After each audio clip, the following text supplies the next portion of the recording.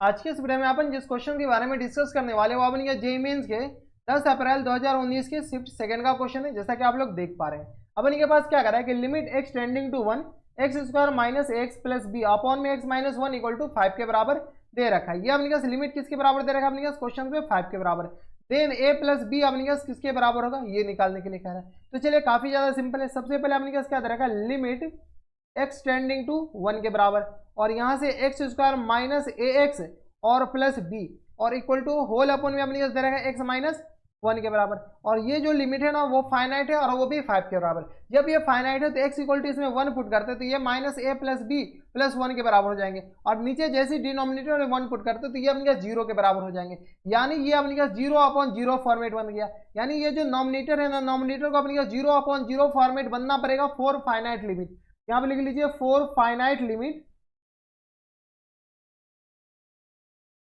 For finite limit x square minus A x और plus b equal to 0 बनना पड़ेगा। कहां पर, एट एक्स इक्वल टू 1 पे।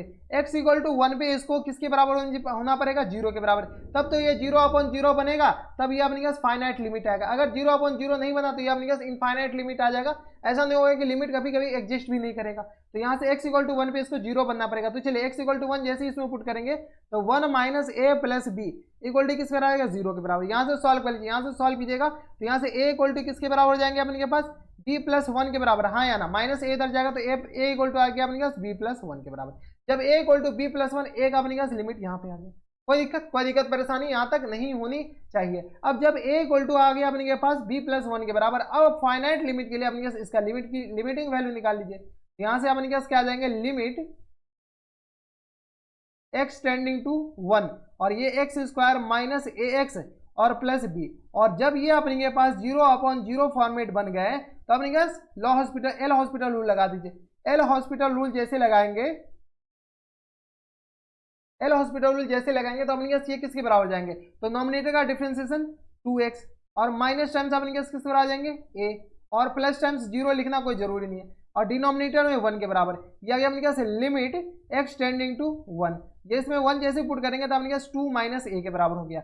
यानी इसका जो लिमिट आ गया वो 2 माइनस ए के बराबर। और क्वेश्चन में क्या करेंगे, इसका लिमिट 5 के बराबर दे रखा है पहले से।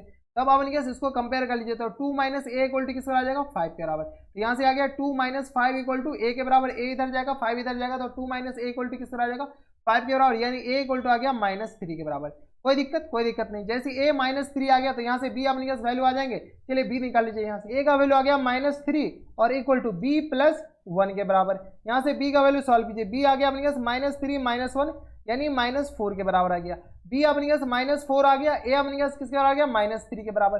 अपन को चाहिए क्या, ए प्लस बी का वैल्यू। तो निकाल लीजिए ए प्लस बी। ए अपने पास क्या, माइनस 3 और बी अपने पास किसके बराबर, माइनस 4 आया।